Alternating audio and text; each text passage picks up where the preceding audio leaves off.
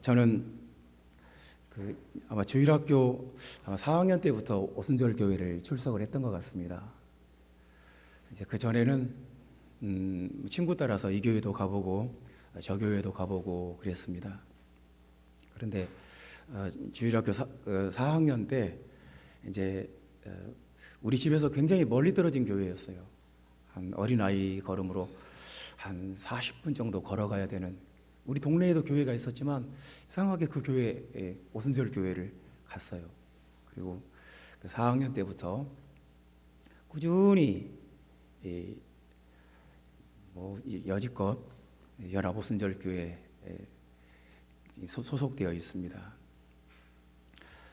주일학교가 참 재밌었고요. 주일학교에서 신앙의 참 기본을 배웠어요.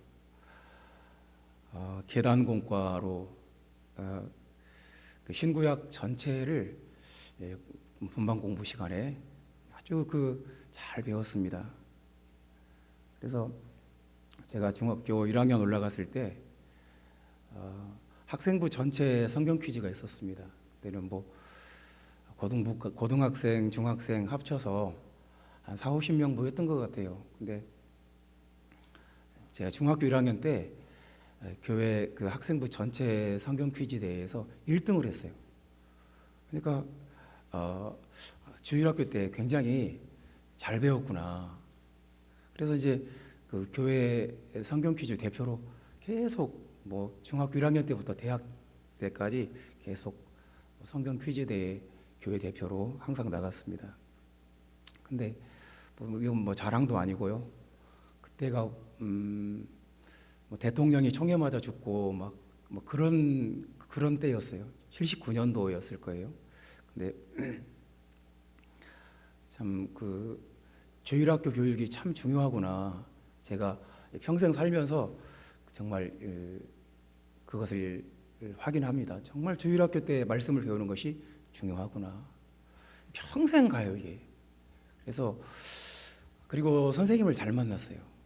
주일학교 때 저를 가르치신 선생님이 참 훌륭한 분이셨어요. 그래서 지금도 연세가 많으신데 지금도 연락드리고 그리고 기도 부탁하고 어려운 일이 있으면 어떤 판단하기 어려운 문제가 있으면 그분에게 전화해서 이건 어떻습니까? 어떻게 하면 좋습니까? 그렇게.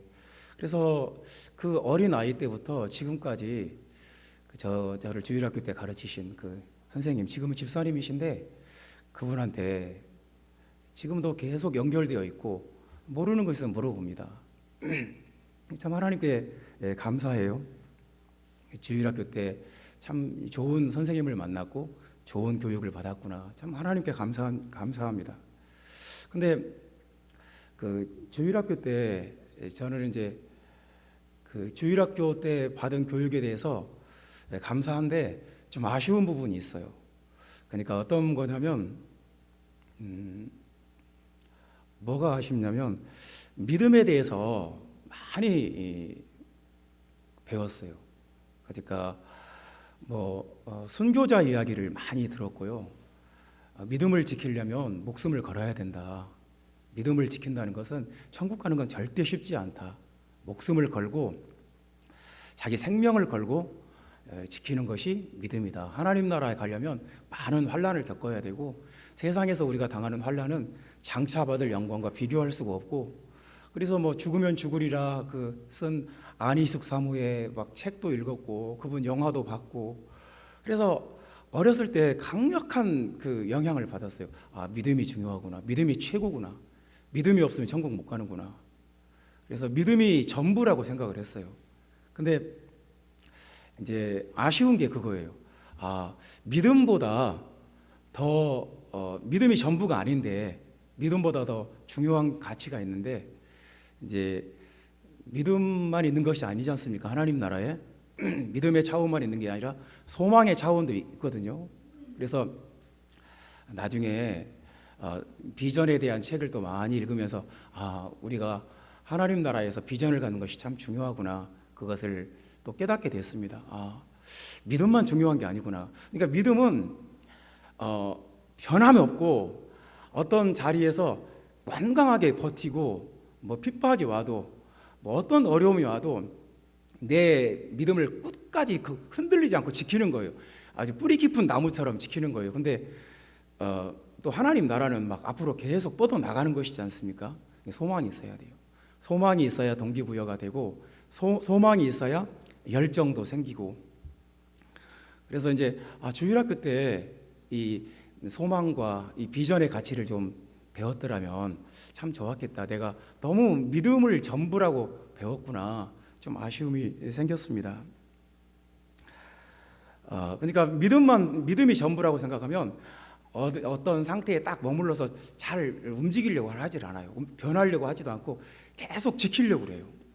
근데 이제 참 소망이 중요하구나. 내가 소망에 대해서 많이 못 배웠구나 그런 생각을 했습니다. 근데 이제 또 아쉬운 것이 또 한 가지 더 있어요. 그 믿음과 소망 말고도 더 중요한 영적인 차원이 있는데 그걸 내가 어렸을 때 그걸 배웠으면 얼마나 좋았을까. 믿음 그리고 소망 그리고 그보다 더 높은 영적 차원이 소망이라는 차원이 있다. 그걸 배웠으면 사랑이라는 차원, 아가페라는 차원이 있다. 이걸 배웠더라면 얼마나 좋았을까. 좀 많이 어렸을 때 이 세 가지를 다 배웠으면 정말 좋았겠다. 좀 내가 한편으로는 감사하면서도 한편으로는 왜 내가 믿음만 배웠을까? 막 그런 여러분 내가 하는 이 아쉬움과 이런 것들을 공감할 수 있는지 모르겠습니다. 이제 오늘 우리가 다 알다시피 고린도전서 13장은 사랑이라는 주제인데요. 사랑이라는 단어가 너무 통속적인 의미로 쓰여서 그냥 식상하고 너무 상투적인 표현이 되어버렸어요. 그냥 뭐 대중가요에 많이 쓰이는 단어가 되고 뭐 그래서 원어로 보면 아가페입니다. 아가페. 우리가 생각하는 통속적인 사랑과는 의미가 많이 달라요. 그러니까 우리는 이제 사랑한다, 사랑 안 한다, 이제 그런 동사로 사랑을 보는데 본문에서는 사랑이 있다 없다예요. 사랑이 있다, 사랑이 없다. 명사로 봅니다. 그러니까 그 우리가 생각하는 사랑과 성경이 말하는 그 사랑에 대한 개념이 좀 다른 것 같죠. 어쨌거나 아가페입니다.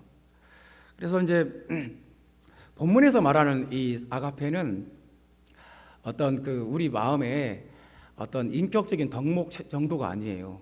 저 사람 사랑이 많아. 저 사람은 다른 사람에게 친절하게 잘해. 뭐 잘 나눠줘. 뭐 그런 어떤 인격적인 덕목 그 이상의 것이에요. 그러니까 본문에 있는 사랑 또 아가페 이런 것은 영적 차원을 말씀하는 것입니다. 그러니까 우리가 신앙 안에서 믿음과 소망 안에서 더 높은 차원으로 올라가면 이제 사랑의 차원까지 올라가는 거예요. 믿음으로 하나님의 나라가 문이 열리고 소망으로 하나님 나라에서 우리가 막 성장해 나가고 그렇게 성장해 나가다 보면 어느덧 사랑이라는 그 높은 차원에 올라간다는 것이 오늘 본문이 말씀하는 방식이에요. 그래서 뭐 사랑해라, 뭐 남들에게 더 친절하게 해라, 나누고 베풀어라, 뭐 지진으로 고통당하는 터키를 도와라, 뭐 이런 말씀 이제 그 성경의 접근 방식은 좀 다른 것 같아요. 사랑의 차원이 있다. 그래서 믿음, 소망, 사랑 이 세 가지는 항상 있는데 그 중에 제일은 사랑이다. 가장 으뜸되는 것, 가장 높은 것, 가장 최고의 영적 단계, 가장 영적으로 높은 단계는 사랑이다 하는 것이 이제 본문이 우리에게 하시는 말씀입니다. 그래서 이제 사랑의 차원에 들어가면 어떻게 되는가? 사랑의 차원, 사랑은 어떤 행위, 뭐 어떤 덕목, 어떤 인격적인 성품 그런 차원이 아니고 어떤 영적인 단계다. 이제 본문이 우리에게 그렇게 말씀하는 것입니다. 그래서 이제 사랑의 차원에 올라가면 이제 어떻게 되는 것인가? 사랑의 차원은 어떤 차원인가에 대해서 10절 말씀 다 같이 읽어봅시다. 온전한 것이 올 때에는 부분적으로 하던 것이 패하리라. 사랑의 차원은 온전한 것이다 하는 것입니다. 사랑의 차원은 온전한 것이다. 그 TV 프로그램 중에 세상에 이런 일이 뭐 이런 프로그램 여러분도 잘 아시지 않습니까? 저는 이 프로그램을 아주 오래됐어요. 아주 제가 젊었을 때부터 이 프로그램이 장수 프로그램인데요. 몇 년 하다 말 줄 알았어요. 저렇게 막 특별하고 저런 어떤 아주 기상천외한 어떤 재주나 재능이나 어떤 그런 것을 가진 사람이 그 한국에 있으면 얼마나 많을까. 그래서 하다가 그 출연자가 고갈돼서 오래 못 할 것이다. 그런 생각이 들었어요. 그런데 지금도 계속 진행하고 있어요. 뭐 그분들이 진행하시는 분들이 아주 젊었을 때부터 했는데 지금 뭐 70대가 넘었는데도 지금도 계속 그래서 우리나라에 이렇게 특이하고 재능 있는 분들이 참 많구나. 새삼 놀라게 됩니다. 뭐 그냥 그 운동을 기가 막히게 잘하는 분들도 있고요. 뭐 만들기 뭘 잘 만들어요. 정말 그분들이 뭐 배운 것도 아닌데 기가 막히게 또 잘 만들고요. 뭐 물고기를 잡는데 맨손으로 잡는 사람도 있고 정말 다 말할 수가 없어요. 특별한 능력의 소유자들이 그 프로그램에 나옵니다. 지난주에는 신문 기사로 봤는데요. 어떤 여자분이 토익 만점을 맞았어요. 990점을 맞았는데요. 놀랍게도 그분이 64세 여자분이세요. 아주 참 놀랍지 않습니까? 아마 집에 자녀들이 다 결혼해서 아마 손주가 있을지도 몰라요. 그 정도 나이가 되지 않았습니까? 그런데 토익을 만점을 맞았어요, 작년에. 그래서 올해 이제 그 점수를 발표를 하고 이번 주에 기사가 나왔어요. 놀랍지 않습니까? 어떻게 토익을 한 문제도 안 틀렸어요. 그것도 64세 여성분이세요. 참 훌륭하고 놀랍지 않습니까? 그러니까 특정 부분에서 특정 분야에서 아주 놀라운 능력을 발휘하는 분들이 있어요. 뭐 어릴 때도 어린 아이인데도 뭘 막 잘 암송한다거나 뭐 전 세계 수도를 막 다 외우고 있다든가 뭐 한자를 막 다 줄줄줄 외운다든가 막 영어 단어를 막 수천 개를 외우고 있다든가 그런 신동 같은 아이들이 있고요. 그리고 뭐 음식의 달인 무슨 막 기가 막히게 잘하는 또 달인들도 있고요. 정말 한국에 대단한 사람들이 참 많아요. 근데 엑셀런트 하죠. 아주 놀랍고 대단하고 탁월하고 그런 사람들에 대해서 어떤 형용사를 붙여야 될지 정말 끝도 없어요. 이런 분들에 대해서 우리가 놀래요. 감탄을 해요. 근데 나도 저렇게 돼야지. 그 동기부여가 잘 되지는 않는 것 같아요.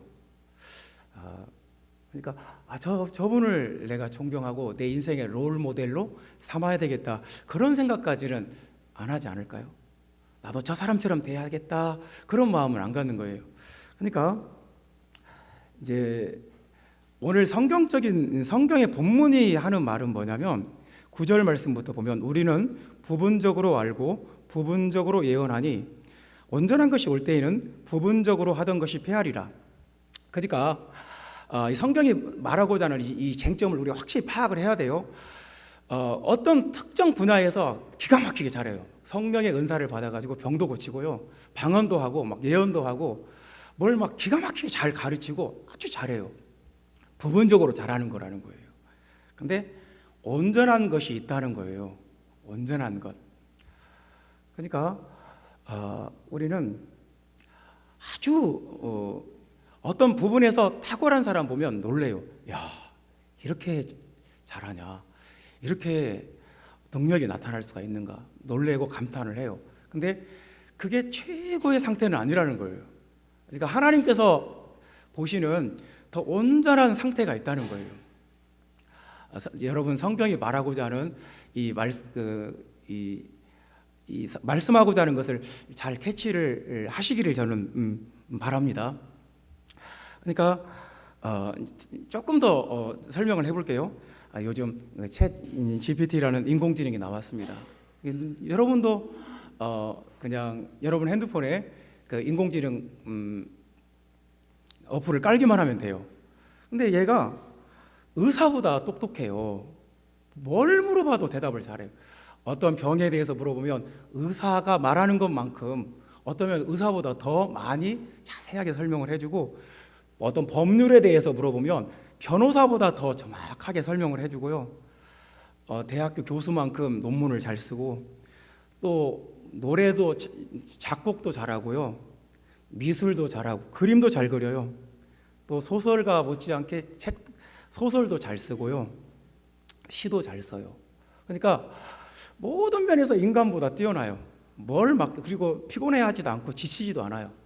뭐 그냥 24시간 전기만 꼽아놓고 그냥 해놓으면 계속 뭔가를 해요. 놀랍지 않습니까? 여러분, AI가 모든 면에서 인간보다 뛰어날지도 몰라요. 그러면 우리 인간은 뭐가 됩니까? AI가 이제 의사보다 더 이 엑스레이 사진을 더 판독을 더 잘할 거고요. 뭐 더 진단을 잘할 거고, 수술도 더 잘할 거고, AI가 인간보다 훨씬 더 우월하고 탁월할 것은 분명해요. 지금 이번에 나온 챗 GPT는 옛날에 알파고하고 같은 인공지능이 아니에요. 차원이 달라요. 여러분, 그러면 이렇게 탁월한 기능을 가진 AI가 인간보다 우월하고 더 훌륭합니까? 더 존귀합니까? 그렇다면 왜 그렇고 아니라면 왜 아닙니까? 그러니까 오늘 성경이 말씀하고자 하는 것을 봐야 돼요. 성경은 어떤 부분적인 것을 잘했다고 해서 그게 최고가 아니라는 거예요. 어떤 특별한 능력과 은사와 어떤 재능과 어떤 기능을 정말 깜짝 놀랄 만큼 잘했다고 해서 이제 그게 성경이 추구하는 최고의 상태가 아니라는 거예요. 성경은 그것보다 더 높은 차원의 세계가 있어요. 성경이 추구하는 세계는 뭘 잘하고 탁월하고 아주 엑셀런트하고 아주 훌륭하고 기가 막히게 잘하고 그런 차원 아니에요. 그거보다 훨씬 더 높은 차원이 있는데 그 차원을 성경은 아가페라고 말씀을 하는 거예요. 그 아가페를 우리 한글 성경에는 사랑이라는 단어로 번역을 했는데 정확하게 매칭이 되는 단어는 아닌 것 같아요.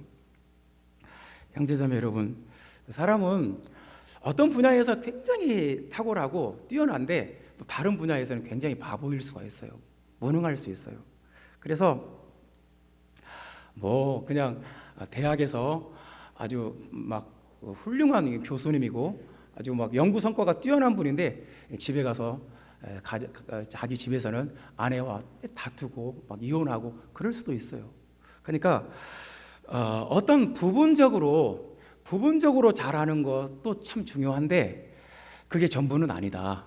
그보다 더 높은 차원이 있다는 것을 성경은 우리에게 가르쳐 줍니다. 그것이 아가페라는 차원이에요.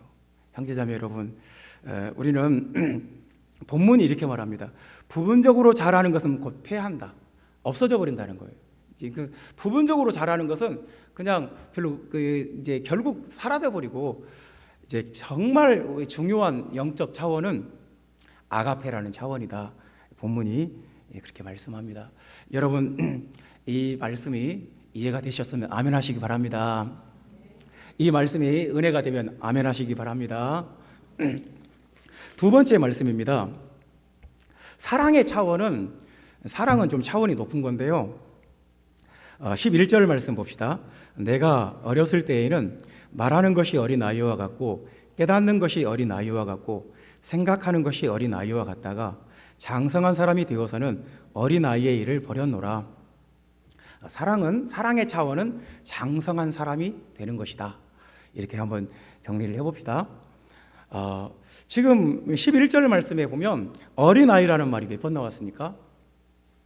3번 나왔죠. 어린아이. 이 네피오스라는 말인데요. 어린아이가 우리 한글로는 3번 나왔는데 헬라어로는 4번 나와요. 그러니까 어렸을 때 여기도 네피오스예요. 근데 이 네피오스는 뭐냐면 유아예요. 갓난아기. 말도 못하고 이렇게 먹여줘야 되고 입혀줘야 되고 씻겨줘야 되고 아무것도 못해요. 그냥 그래서 이 네피오스는 갓난아기예요. 그냥 막 태어났어요. 그래서 자기가 왕인 줄 알아요. 그냥 내가 응애하고 울면 아 배고프구나. 이렇게 먹여줘야 되고 입혀줘야 되고 씻겨줘야 되고 모든 것을 누군가가 케어를 해야 돼요. 또 잠을 안 자면 업어서 재워야 되고요. 뭐 막 자다가 새벽 2시라도 배가 고프면 소리 지르면 울면 또 젖 먹여야 되고요. 정말 누군가의 에너지를 끝없이 뺏어가는 존재예요. 그리고 그 갓난아기 때는 심리적으로 자기가 왕인 줄 알아요. 자기가 최고고 모든 사람들이 자기한테 주목해주고 자기한테 집중해주고 자기가 원하는 거 다 해주고 이게 이제 네피오스예요. 그래서 이제 사람이 유아기 때가 있어요. 근데 계속 유아기 상태를 벗어나지 못하는 경우도 있어요. 굉장히 나이를 먹었는데도 굉장히 자기중심적이고 이기적이고 다른 사람에게 공감 안 해주고 다른 타인에 대한 배려가 없고 이제 이런 것을 우리는 이제 네피오스라고 해요. 그러니까 되게 유치한 상태에 머물러 있는 거예요. 그래서 네피오스들은 4절 말씀부터 보면 시기해요. 자기만 잘 돼야 돼요. 남이 잘 되는 걸 용납할 수가 없어요. 이게 네피오스예요. 유아기적인 모습이에요. 그리고 자랑하고요. 그리고 교만해요. 그리고 무례히 행해요. 굉장히 이 네피오스 이 어린 아이들은 눈에 보이는 게 없어요. 무례히 행해요. 자기 욕구만 채워줘야 돼요. 모든 세상 전체에 자기가 중심이라고 생각해요. 그리고 자기의 유익만을 구해요. 마음에 안 들면 성내고 오래 참지 않아요. 그래서 이 네피오스들은 불편하게 하고 분위기를 나쁘게 하고 다른 사람의 에너지를 막 뺏어가요. 그러니까 이 나이를 먹고 다 성장을 했는데도 여전히 마음은 유아기적인 상태에 머물러 있을 수가 있다는 거예요. 그러면 참 이제 주변 사람들이 다 싫어하겠죠. 그리고 자기도 뭔가 실패한 인생 같고 참 비참해요. 아기 때는 아기니까 그럴 수 있어요. 근데 충분히 배우고 몸도 마음도 다 컸는데 여전히 마음이 어린 아이 같은 상태에 머물러 있다. 그러면 이제 유치한 거죠. 근데 이제 반대로 장성한 사람은 뭐냐면 참 특이한 단어예요. 아네르라는 단어인데요. 남자라는 뜻이에요. 남자. 남자 중에서도 성인 남자. 결혼해서 자녀를 낳을 수 있고 결혼해서 경제적 능력으로 가정을 부양할 수 있고 결혼해서 자기 가족들을 책임질 수 있고 보호할 수 있고 지킬 수 있는 그런 성숙한 남자를 아네르라고 해요. 아네르. 그래서 사람은 어떤 성숙한 사람이 될 수도 있고 네피오스로 계속 머물러 있을 수도 있어요. 그래서 이제 장성한 사람은 공동체의 책임을 져요. 자기 할 역할을 다 하고요.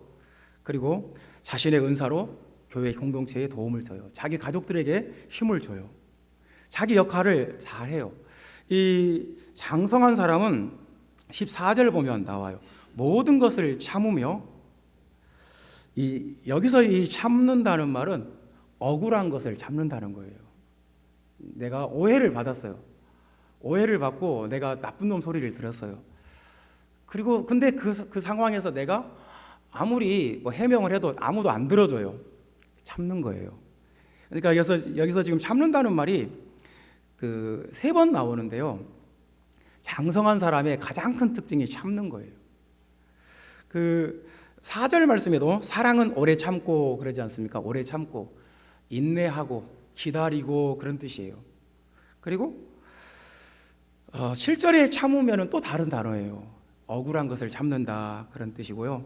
모든 것을 믿으며 좀 아브라함처럼 자기가 100세가 다 되어 가는데 자식이 없어요. 그런데도 믿어요. 자기가 이제 생식 능력이 없는데도 이제 하나님께서 약속해 주셨으니까 그렇게 해 주실 것이다 하고 믿어요. 그것이 그러니까 그게 장성한 사람의 특징이에요. 그리고 모든 것을 바라며, 세상에는 내 능력으로 안 되는 것도 있잖아요. 내 뜻대로 안 되는 것이 많잖아요. 하나님께 맡기고 하나님을 바라보는 거예요. 하나님이 이것을 언젠가 하나님 선하신 뜻 안에서 이루어 주실 것이다 바라요. 절대로 포기하거나 절망하지 않아요. 그냥 나만 편하려면 포기해버릴 수도 있죠. 내가 포기해버리면 나는 편할 수 있어요. 그런데 계속 바라보는 거예요. 주님의 뜻을 바라보는 거예요. 왜 그러냐면 자기가 책임을 져야 되기 때문에. 아버지가 세상 살기 힘들다고 세상 포기해버려야 되겠다, 그러면 자기 가족들에 대한 책임을 다하지 않는 거잖아요. 그래서 계속 바라봐요. 하나님이 내 마음속에 있는 이 소원을, 이 꿈을 언젠가 이루어 주신다. 절망하거나 낙심하거나 포기하지 않습니다. 그리고 이제 모든 것을 견디느니라. 견딘다는 말은 불굴의 정신을 갖는 거죠. 꺾이지 않아요. 계속 꾸준히 자기 할 일을 해요. 그러니까 뜨거운 사막을 낙타가 걸어가는 것처럼 그렇게 가요. 계속 낙타는 한번 출발을 하면 2주 동안 물을 안 마셔도 계속 갈 수 있어요. 그러니까 신앙은 어떻게 보면 꾸준한 거예요. 그래서 장성한 사람은 이래요. 참고 믿고 바라보고 견뎌요. 이 사람이 장성한 사람이에요. 그러니까 네피오스와 아네르는 전혀 차원이 달라요. 근데 이 다른 어떤 사람은 계속 네피오스 상태에 머물러 있고 어떤 사람은 장성한 사람이 되는데 그 차이가 뭐냐? 아가페예요. 아가페가 있으면 장성한 사람, 책임지는 사람, 자기 역할을 다하는 사람이 되고, 아가페가 없으면 죽을 때까지 유아기 상태에 머물러요. 자기밖에 모르고 왜 내 뜻대로 안 해주냐, 왜 내 마음대로 안 되냐, 왜 자꾸 이렇게 되는 거예요. 참 뭐가 더 좋을까요? 하나님은 우리가 유치한 사람, 아주 그냥 가볍고 이런 사람 되는 것이 하나님 뜻이 아니에요. 하나님 뜻은 우리가 장성한 사람. 그래서 세상에 가정을 이루고 자녀들을 낳고 경제적으로 부양을 하고 보호하고 자기 책임과 역할을 다하고 참고 견디고 바라보고 믿고, 이렇게 교회 공동체에서나 가정 공동체에서나 내가 속한 어떤 모임에서나 아주 멋지고 훌륭한 사람 되는 것, 이것이 하나님 뜻이에요. 사랑은 아가페는 높은 차원이에요. 이것이 없으면 우리는 굉장히 천박하고 유치한 차원에 머물게 돼요. 장성한 사람, 예수 그리스도의 성령 안에서, 말씀 안에서, 하나님의 성령 안에서 장성한 여러분 되시기를 예수님의 이름으로 축원합니다. 이제 세 번째 말씀입니다. 사랑은 하나님을 온전히 알게 된다 하는 말씀입니다. 12절 말씀 다 같이 읽어봅시다. 우리가 지금은 거울로 보는 것 같이 희미하나 그때에는 얼굴과 얼굴을 대하여 볼 것이요 지금은 내가 부분적으로 아나 그때에는 주께서 나를 아신 것 같이 내가 온전히 알리라. 아멘. 하나님을 안다는 말씀이 여기 나왔는데요. 그러니까 하나님을 온전히 아는 것은 아는 그런 차원이 있고, 그리고 희미한, 지금은 거울로 보는 것 같이 희미하나, 하나님을 희미하게 아는 그런 차원도 있는데 다른 차원이에요. 그러니까 이제 희미하게 안다는 말은 이 퍼즐이 막 섞여 있는 거예요. 그러니까 우리가 우리 아이들한테 퍼즐 맞추기를 사주잖아요. 근데 이 퍼즐이 막 섞여 있어요. 막 뒤죽박죽이에요. 그러면 이게 이 전체 그림이 뭔가 알 수가 없잖아요. 근데 이제 희미하게 한다는 말은 그렇게 뭔가가 뒤섞여 있고 애매하고 모호하다는 뜻이에요. 그러면 우리가 바른 판단을 할 수가 없죠. 왜냐하면 전체 그림을 볼 수가 없으니까. 근데 이제 온전히 안다는 말씀이 있어요.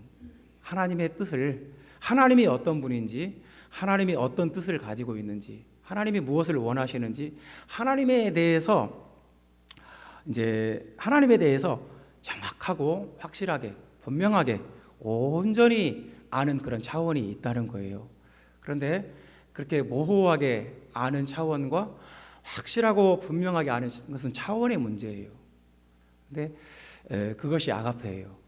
아가페가 있으면 하나님을 더 확실하게, 하나님의 뜻이 뭔지, 하나님이 뭘 원하시는지, 하나님이 어떤 분인지 우리가 더 확실하게 알 수가 있다는 거예요. 그래서 그 본문의 말씀에 보면 그 아가페가 없으면 하나님을 전혀 알 수가 없어요. 그 요한일서 4장 16절에 그냥 하나님의 본질에 대해서 딱 한마디로 말씀을 해요. 하나님에 대해서 신학적으로 복잡하게 설명하지 않고 하나님의 본질에 대해서 딱 한마디로 하나님은 사랑이다. God is love. 요한일서 4장 16절에 하나님은 사랑이다. 하나님은 아가페다. 그냥 한마디로 정의를 해버렸어요. 하나님의 본질에 대해서 뭐 유일신이다, 뭐 어떻다. 하나님에 대해서 성경에 수없이 많은 말씀들이 있지 않습니까? 근데 그 사도 요한이 하나님의 임재 속에 깊이 들어가 보고 결론을 내렸어요. 하나님은 아가페다. 그래서 반대로 하나님을 아는 사람은 아가페 속에 들어가, 아가페의 차원에 들어가고, 아가페의 차원 속에 있는 사람은 하나님을 아는 사람이고, 뭐 뒤집어서 말해도 똑같은 말이 돼요.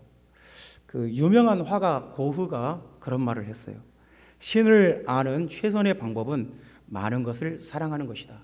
그러니까 어떤 사람이 하나님을 온전히 아는 사람이냐, 사랑하는 아가페의 차원 속에 있는 사람. 어떤 사람이 하나님을 전혀 모르는 사람이냐, 아가페가 없는 사람. 아가페가 없는 사람은 4절 말씀에 보면 시기하고 자랑하고 교만하고 성내고 무례하고 자기한테 이익이 되면 불의를 기뻐하고 진실을 좋아하지 않고, 이것이 이제 아가페가 없는 모습이에요.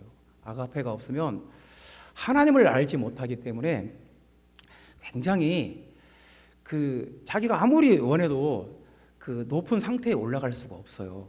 아가페는 영적인 차원이에요. 높은 차원. 믿음보다 더 높고 소망보다 더 높고 최고의 영적인 차원이 아가페예요. 그 아가페 단계에 올라가면 하나님을 봐요. 아, 하나님이 아가페구나.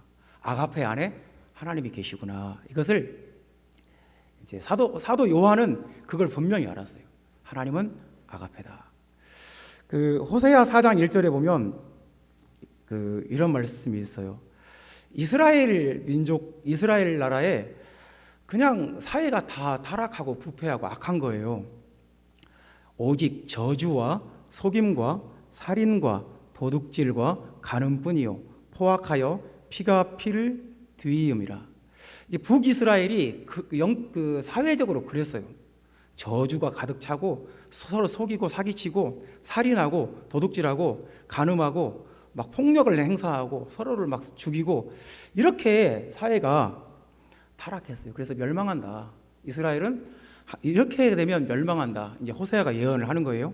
근데 그 앞절에 왜 이렇게 타락을 했느냐? 왜 이 북이스라엘이 이렇게 멸망을 향해서 치달아가느냐? 그 호세아가 그 원인을 진단을 해요. 이 땅에는 하나님을 아는 지식이 없고, 그러니까 하나님을 알지 못하면 어쩔 수가 없어요. 인간은 짐승같이 돼요. 저주와 속임과 살인과 도둑질과 간음과 폭력과 이것이 가득 차게 돼요. 그 사람의 마음속에. 그래서 아주 낮은 수준의 아주 저질적이고 아주 천박한 수준에 머물 수밖에 없어요. 근데 아가페가 있으면 하나님을 알게 되고 하나님이 온전히 하나님을 알게 돼요. 높은 차원에 올라가요. 아, 하나님은 아가페구나. 하나님 안에는 아가페가 있구나. 그래서 하나님 영적으로 아주 그냥 모순과 막 뒤죽박죽하고 막 뭐가 뭔지 막 자기도 알 수 없는 그런 애매한 상태에 머물러 사는 사람도 있고, 하나님의 그 아가페 속에서 모든 것을 온전히 알게 되는 사람도 있고. 근데 하나님의 뜻이 뭐겠어요? 우리가 어떤 차원에 가기를 원하시겠어요? 하나님께서는 우리가 아가페의 그 차원에 올라가기를 원하신다는 거 우리가 기억해야 되겠습니다. 오늘 본문의 말씀은 사랑은 아가페는 어떤 차원이라는 거예요. 영적인 차원이라는 거예요. 믿음과 소망과 그 위에 있는 최고의 차원이라는 것을 말씀을 하는데요. 첫 번째는 아가페가 있으면, 아가페 속에 들어가면 온전하게 된다. 어떤 부분적으로 뭘 잘하고 똑똑하고 아주 머리가 좋고 능력이 있고 막 은사가 나타나고, 이것은 부분적으로 잘하는 거고 온전한 그 차원이 있다는 거예요. 그 차원으로 올라가게 된다. 그리고 아가페가 있으면, 아가페 속으로 들어가면 우리는 장성한 사람이 된다. 아주 그 네피오스의 그 유치한 차원에 머물지 않고 굉장히 성숙하고 책임을 지고 자기 역할을 다하고 다른 사람에게 은혜를 끼치는 장성한 사람이 된다. 그리고 아가페가 있으면 하나님을 온전히 알게 된다. 어떤 혼란스럽고 막 뭐가 뭔지 뒤죽박죽이고 그런 상태에서 인생을 허비하지 않고 하나님의 그 깊은 차원에 들어가게 된다.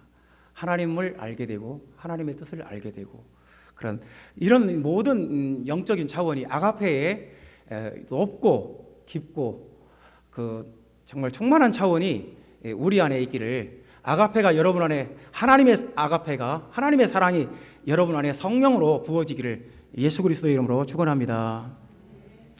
기도하겠습니다. 주 예수님,